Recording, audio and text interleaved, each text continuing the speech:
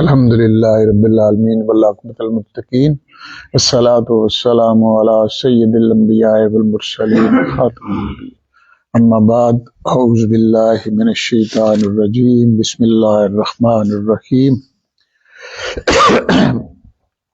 ان اللہ وملائکتہ یصلون علی النبی یا ایھا الذین آمنوا صلوا علیہ وسلموا تسلیما اللہم صلی علی سیدنا و مولانا محمد وآل سیدنا و مولانا محمد وبارک وسلم وصلوا علیہ کما تحب وترضی۔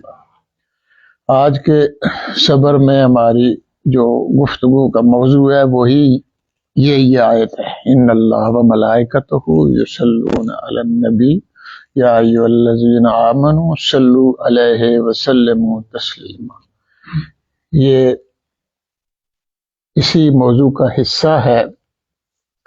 اس آیت کریمہ کو ہم ویسے لے جاتے ہیں، پڑھ کے گزر جاتے ہیں، پھر آگے درود پاک پڑھ لیا، سلام پڑھ لیا، لیکن اصل اس کا مفہوم جو ہے وہ اس طرف غور کرنے کی ضرورت ہے کہ یہ آیت کتنی بامعنی ہے۔ جو میرے سامنے کتابیں دو میں نے آج رکھی ہیں، ریاض الصالحین اور ایک اور کتاب ہے شان حبیب الرحمان کہ مفتی احمد یار خان صاحب نعیمی کی تصنیف ہے۔ اس میں انہوں نے 273 آیات ایسی جمع کی ہیں جو قرآن کی آیات ہیں جس میں نبی کریم صلی اللہ علیہ وسلم کی حمد، ثنا، صفت، سیرت اور نعت بیان کی گئی ہے۔ اسی میں سے یہ کتاب جو آیت کریمہ میں نے آپ کے سامنے تلاوت، یہ 65 نمبر آیت انہوں نے کوڈ کی ہے۔ یہ ہے 22ویں سورہ 22ویں پارے میں اور سورہ اعراف کے 7ویں رکوع۔ پہلے اس کا ترجمہ لفظاً سن لیں، پھر آپ کو زیادہ سمجھ آئے گی۔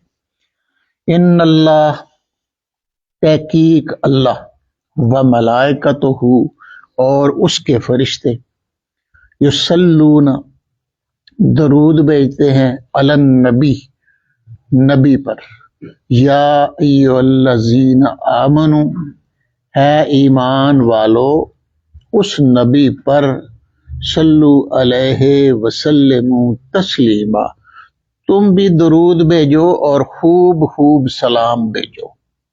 یہ ہے اس آیت کریمہ کا لفظی ترجمہ۔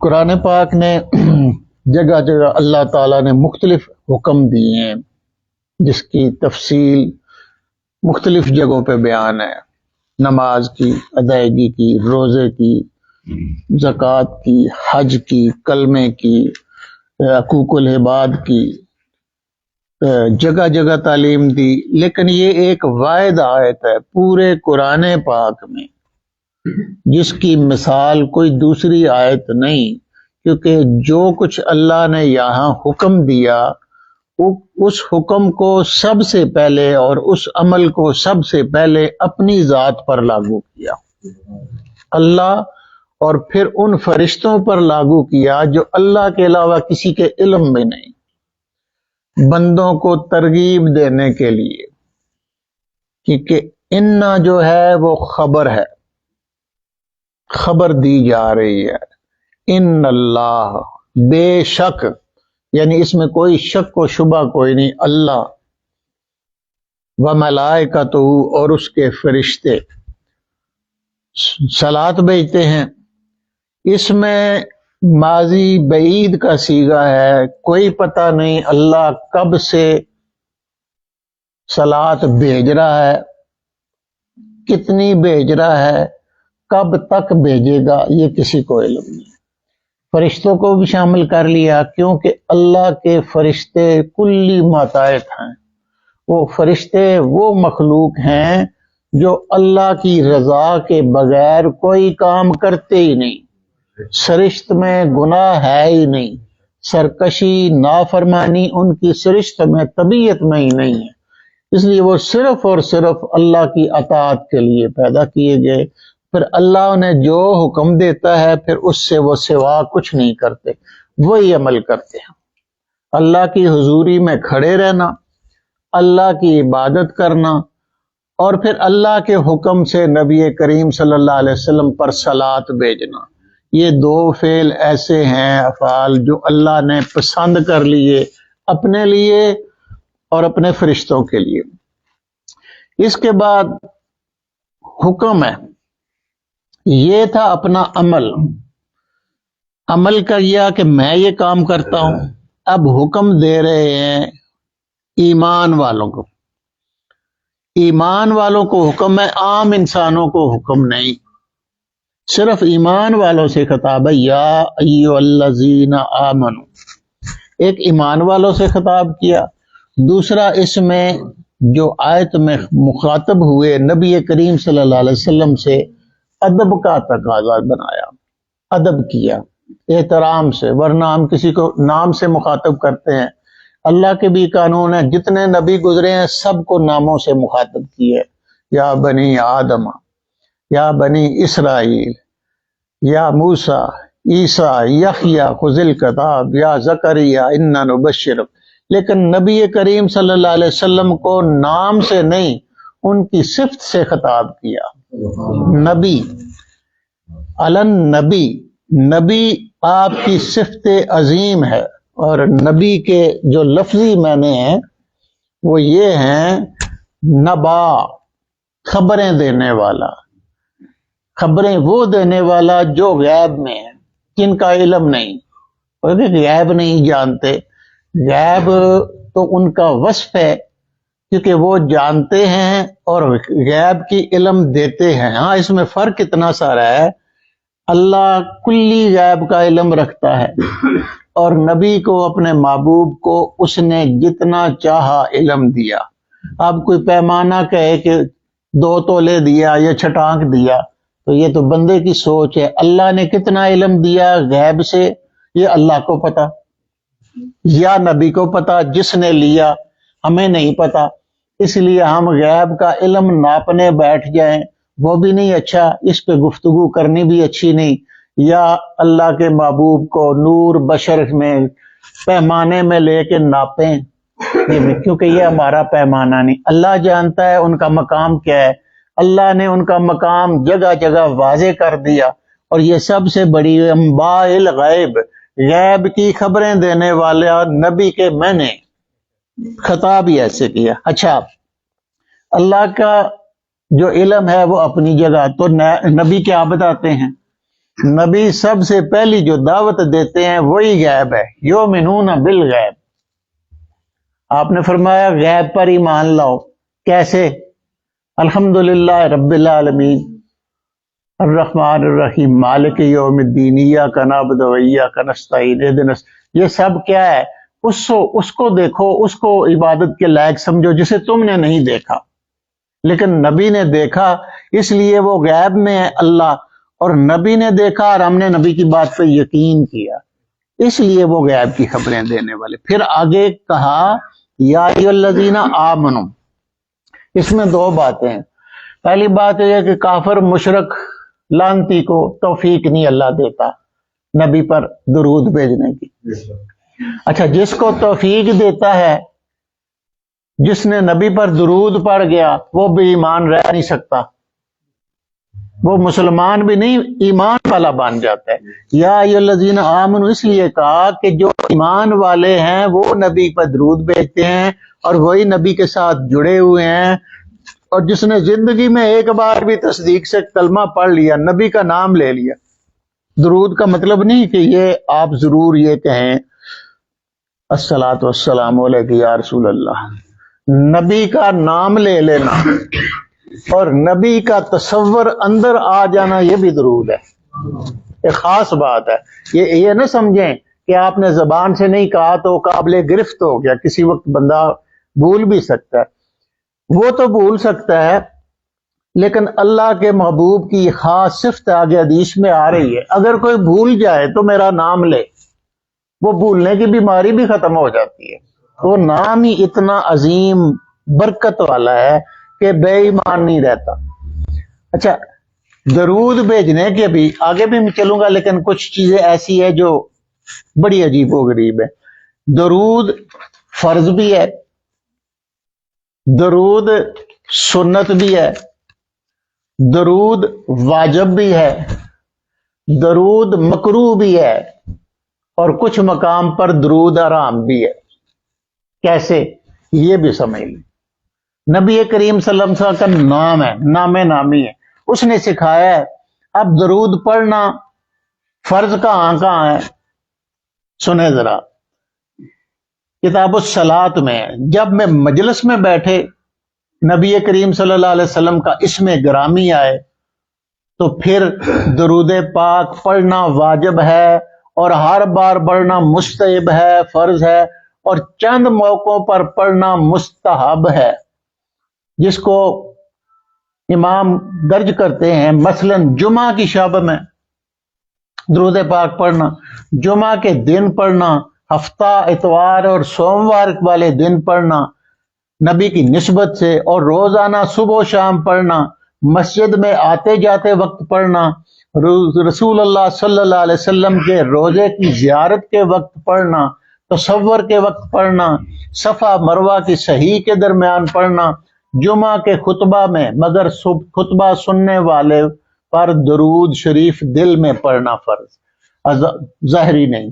اذان کے بعد پڑھنا، دعا کے اول و آخر پڑھنا، وضو کے وقت پڑھنا۔ دیکھیں کتنے مقام ہیں درود کے پڑھنے کے، یہ غور کریں اور دل میں رکھیں۔ اور پڑھتے وقت اور سنتے وقت درود پاک خود بھی پڑھنا، نکاح کے وقت پڑھنا، کسی مشکل میں پھنس جائے تو پھر بھی پڑھنا۔ اب 7 جگہ ایسی ہیں جہاں درود مکروہ ہے، یہ بھی خاص بات ہے سننے والی۔ نمبر 1 بیوی سے ہم بستری کے وقت، نمبر 2 پیشاب یا پخانہ جاتے وقت، سمجھ آ گئی؟ نمبر 3 یہ بڑی خاص بات ہے جو آج کل کے دکاندار اکثر کرتے ہیں، تجارت سامان کی فروخت کرتے وقت شہرت کے لیے اور لوگوں کو لوٹنے کے لیے درود پاک پڑھنا، تسبیح پکڑ کے لوگوں کو مال 10 روپے کا 20 میں فروخت کر رہے ہیں۔ پھر پھسلتے وقت پاؤں کیچڑ میں پھسل جائے، الٹ جائے تو پڑھنا نہیں۔ تعجب کے وقت، حیرانی کے وقت، زمت چھینک کے وقت نیچے آ جائے، یہ مکروہات ہے، اس وقت درود نہیں پڑھنا چاہیے، ادب کا تقاضا ہے۔ اب 3 جگہ ایسے ہی ہیں جہاں درود حرام ہے۔ یہ کہاں لکھا ہے جی؟ یہ بھی آپ کو، یہ در مختار شامی میں لکھا ہے، امام ابو حنیفہ کے جو فقہ کی کتابیں ہیں اس میں اصول ضوابط میں 3 جگہ ایسی ہیں جہاں درود پاک پڑھنا حرام۔ کیسے؟ ایک، جب تاجر اپنی کوئی چیز خرید کر دکھائے اور اس کی عمدگی بیان کرنے کے لیے درود پڑھے کہ یہ بہت اچھی ہے لے لو، اور درود پڑھ لے، بندہ اگلا یقین کر لے اور لے لے۔ دوسری بات، جب کسی مجلس میں کوئی بڑا آدمی آ جائے اور اس کی آمد کی خبر دینے کے لیے درود پڑھے، سوچنا پڑے گا، یہ کسی بندے کے لیے نہیں، یہ صرف اور صرف نبی کریم صلی اللہ علیہ وسلم کی ذات کے لیے، یہ بھی شامی میں ہے۔ اسی طرح فرض نماز کی تحیات میں حضور صلی اللہ علیہ وسلم کا نام آئے تو درود ناجائز، کیوں؟ اس تحیات میں بذات خود نبی کا ذکر موجود ہے، تحیات للہ والصلوات والطیبات، اور رسول اللہ کا یا ایھا النبی ذکر موجود ہے، وہ ذکر ہو گیا، وہ اللہ کی سنت ادا ہوگی، درود خود ہی آ گیا۔ یہ چیزیں ایسی ہیں کہ اچھا اس میں وضاحت بھی سن لیں، نماز کی تحیات کے بعد درود شریف پڑھنا سنت ہے اور فرض بھی ہے، واجب بھی۔ کیسے؟ تحیات ختم ہو گئی، ختم، سلام پھیرا، سلام پھیرنے کے بعد تسبیحات پڑھتے ہیں، تسبیح فاطمہ اس کو کہتے ہیں، سبحان اللہ، الحمدللہ، اللہ اکبر۔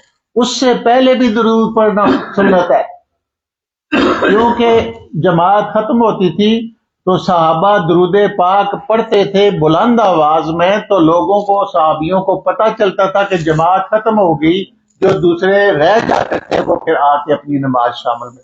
پڑھتے تھے. یہ چیزیں ہوگی. اب ایک اور بہت بڑی حدیث جو مشکات شریف میں ہے، جو اس حوالے سے انتہائی قیمتی ہے. کیا ہے؟ درود کتنا پڑھنا چاہیے اور مقدار کیا ہے اور فضیلت کیا ہے اور افضلیت کیا ہے. مشکات باب الصلاۃ میں نبی کریم صلی اللہ علیہ وسلم سے روایت ابی بن قعب رضی اللہ تعالیٰ عنہ سے، میں اس قدر درود شریف آپ پر پڑھا کروں. آپ نے فرمایا جس قدر چاہو. عرض کیا کیا چوتھائی پڑھوں؟ یعنی 3 حصے، دن رات کے 3 حصے عبادت کے لیے، باقی 3 حصے درود کے لیے، اور باقی ورد وظیفے اور عبادت، اور چوتھائی حصہ درود شریف. فرمایا جتنا چاہو، اگر درود اور زیادہ کرو تو بہتر. عرض کیا آدھا. فرمایا جتنا چاہو، اگر اور زیادہ کرو تو بہتر. عرض کیا اچھا 2/3 درود شریف. فرمایا جس قدر چاہو، اگر اور درود پاک بہتر پڑھو تو بہتر. عرض کیا اب کل وقت درود شریف ہی پڑھا کرو، یعنی بجائے دیگر دعاؤں اور وظیفوں کے، فرض کے علاوہ میرا سارا وظیفہ یہی ہوگا کہ میں درود پاک پڑھوں. اذا یکفی ہمک ویکفرک ذنبک. اب سن لو، اگر تم نے ایسا کیا تو تمہارے سارے رنج و غم ختم اور تمہارے گناہ مٹ گئے اور قیامت کے دن میری سفارش. درود شریف کے متعلق ایک اور بھی بات ہے، اس میں سلام کا بھی ذکر ہے. اس آیت میں صرف یصلون علی النبی یا ایھا الذین آمنوا صلوا علیہ وسلموا تسلیما. ایک میں سواد ہے صلوا علیہ اور آگے جا کے سین ہے وسلموا تسلیما. اب پوچھا گیا کہ یا رسول اللہ صلات تو ہوگی جو آپ نے بتا دی، سلام کیا ہے؟ ٹھیک ہے، تو پھر سلام کا السلام علیکہ یا نبی اور السلام علیکہ یا رسول اللہ. یہ کلمہ بھی منقول ہے نبی کریم صلی اللہ علیہ وسلم. کیسے؟ جب جنگ میں جاتے تھے صحابہ کبار، نبی کریم صلی اللہ علیہ وسلم ساتھ ہوتے تھے، تو پھر یا رسول اللہ کا نعرہ لگتا تھا اس وقت. ٹھیک ہے، اور اسی نعرے سے جنگ میں یہ پہچان بھی ہوتی تھی کہ نبی کریم صلی اللہ علیہ وسلم کہاں موجود ہیں، صحابی ان کے ارد گرد اکٹھے ہوئے ہیں، جمع ہیں، متفرق نہیں، اور ان کی حفاظت اور اللہ کی راہ میں سارے لڑ رہے ہیں، یہ پتہ چلتا تھا. اس کے علاوہ نبی کریم صلی اللہ علیہ وسلم پر اللہ درود کیسے بھیجتا ہے، صلات کیسے بھیجتا ہے؟ اللہ زبان سے کاثر، چہرے سے، ہاتھوں سے کاثر، مکان سے کاثر، لا مقام ہے. اور اس کا پتہ پانے کے لیے اللہ کے بندوں کو ہی نشان اللہ نے بنایا. قرآن میں جگہ جگہ فرمایا، کسی کو کہا ید اللہ، یہ میرا ہاتھ، نبی کریم صلی اللہ علیہ وسلم. کسی کو کہا وجہ اللہ، یہ جو نیک لوگ ہیں اللہ کے چہرے. کسی کو کہا ولی اللہ. انبیاء کو کہا آیات اللہ، یعنی یہ اللہ کی نشانیاں ہیں. اللہ کو جاننے کے لیے اللہ کی نشانیوں کے ذریعے اس تک پہنچا جاتا ہے.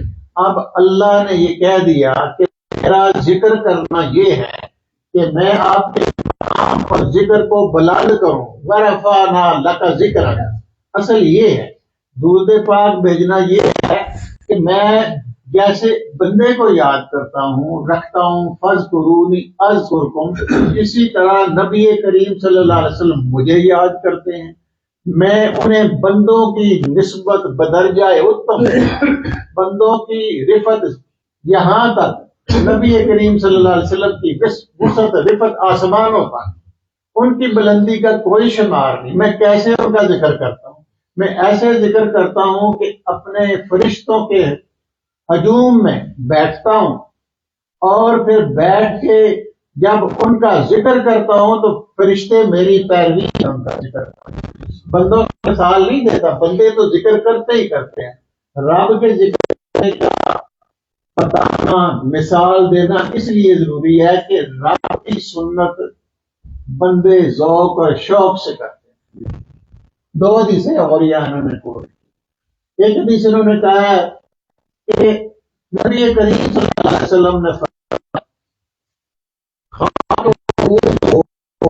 اس کی ناک کو مٹی لگے، بڑی بات، ناک کو مٹی کیسے لگتی ہے؟ ناک زمین پر رگڑی جائے، اس کی ناک زمین پر رگڑی جائے، جس کے سامنے میرا ذکر آئے وہ مجھ پر صلاۃ نہ بھیجے۔ بہت بڑی وعید ہے۔ پھر فرمایا یہی صلاۃ درود پاک جب بندہ نبی کریم صلی اللہ علیہ وسلم کی ذات پر بھیجتا ہے، کیونکہ ان کا مقام اللہ نے بلند کیا، وہ اللہ کے ذکر کو بلند کرنے والے ہیں، انتہا پہ پہنچایا، اور اللہ نے ان کا ذکر بلند کر کے ان کو انتہا پہ پہنچایا۔ انہیں کسی ذکر کی ضرورت نہیں، نہ ہمارے نہ کسی ہمارے آباء و اجداد۔ مقصد کیا ذکر کرنے کا؟ درود پڑھنے کا۔ یہ سب درود آپ کے اکٹھے ہوتے ہیں زندگی میں۔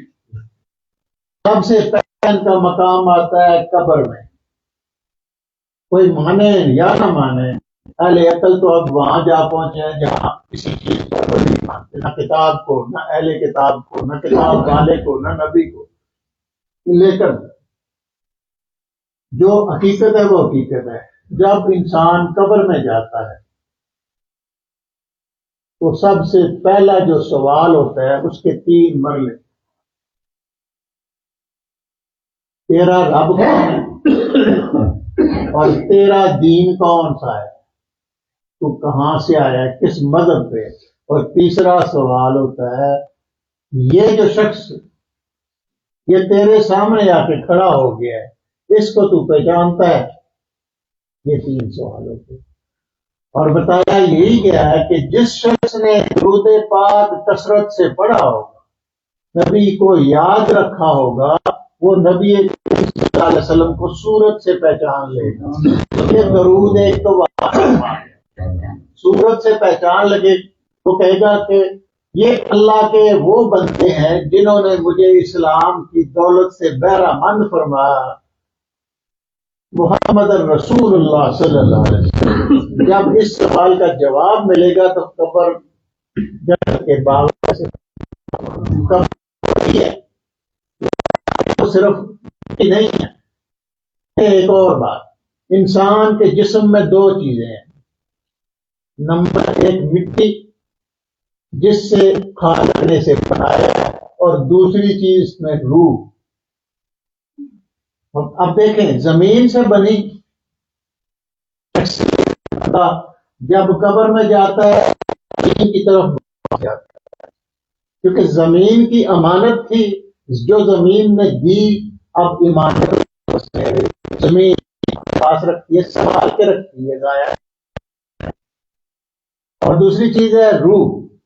اب روح جو ہے، آپ پھولوں کے گلدستہ لیں، اسے مسل کے پھینک خوشبو اڑ جائے کاوڑے کے اوپر کی طرف، مٹی کی چیز نیچے آ گئی، لیکن روح جو ہے امر ربی ہے، وہ اللہ کی چیز ہے، وہ اللہ نے اسے واپس اوپر بلا لیا، وہ وہاں موجود یہاں موجود۔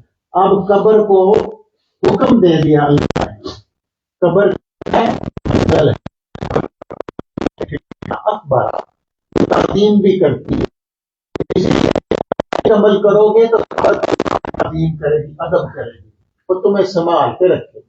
کہہ رہے ہیں وہ کھا گئے، کیڑے کھا گئے، ایسے ہی ہے، جو کیڑا اس جسم کے اندر پیدا ہوگا وہ کھائے گا، کھا کے وہ کیڑا پرورش پائے گا، اللہ نے پھر انہیں کیڑوں میں سے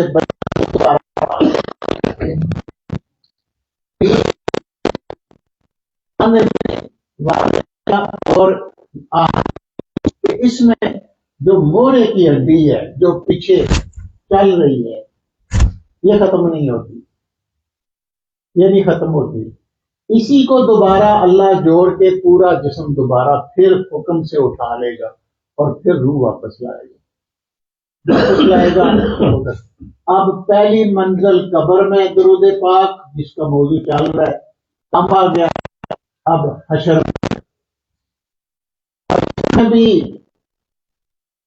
چیزیں، ایک حوض کوثر، حوض کوثر پہ بھی وہی پہنچے گا جو درود میں اور سلام میں نبی اور ان کی آل کو یاد رکھے گا، اللہم صلی علی محمد و آل محمد، یہ درود کا حصہ ہے۔ درود آل کے بغیر مکمل نہیں ہوتا، نماز کے اندر بھی جب تک آل علی ابراہیم و علی آل ابراہیم، حتیٰ کہ ابراہیم کی آل کو بھی نہ شامل کیا جائے، محمد رسول اللہ صلی اللہ علیہ وسلم کو آل کو بھی نہ شامل کیا تو حکم پورا نہیں ہوتا۔ جس نے آل کو، اہل کو اور صاحب کوثر کو یاد رکھا وہ کوثر میں حوض سے پانی پیے گا، اور جس کو ایک گھونٹ نبی کے پہلو سے مل جائے گا اسے پوری حشر میں پھر پیاس نہ لے۔ یہ بات اب آگے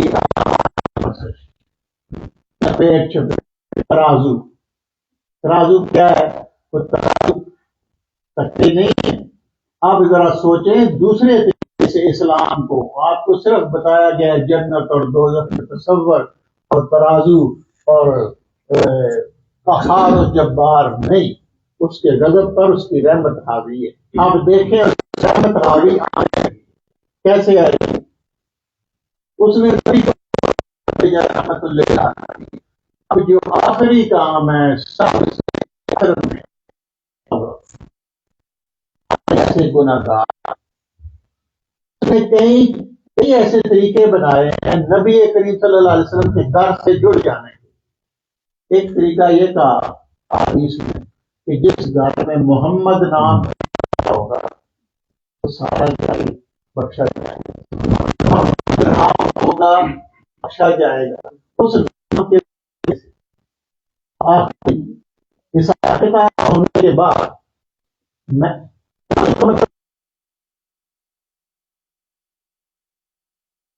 کے دو ملازم کرتے ہیں، ایک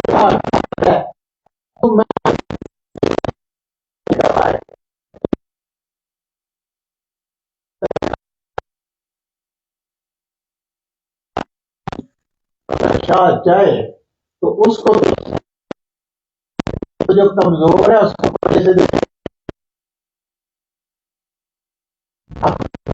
صلی اللہ علیہ وسلم کا تمام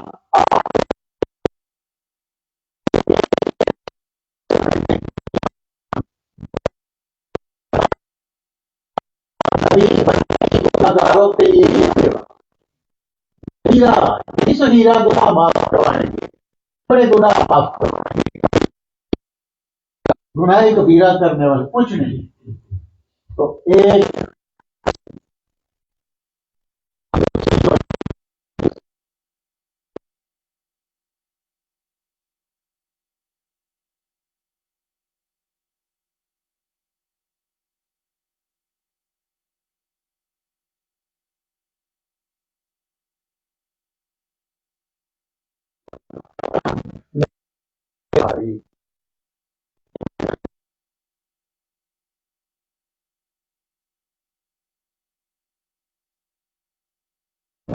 تیری امانت تھی،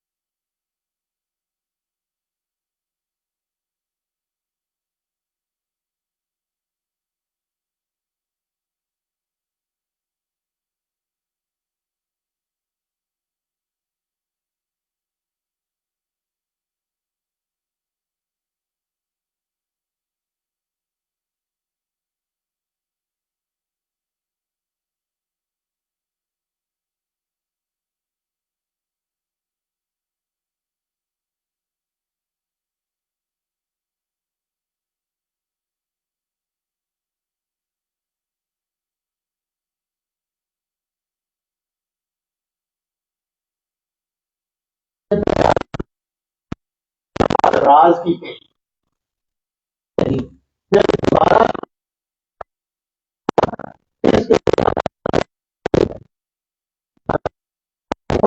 پاس بلایا نبی ایسے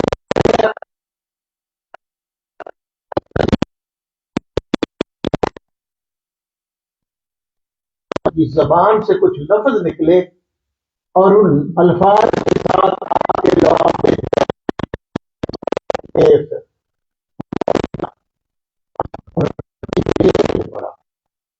وہ بھی لوگوں نے دیکھا کہ واہ سبحان اللہ کتنا قرب ہے، کچھ فرمایا اور وصال ہو گئے۔ اب دیکھیں کہ اندر آنے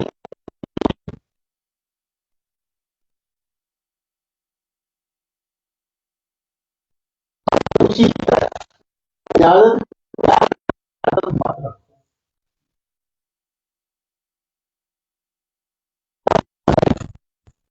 نبی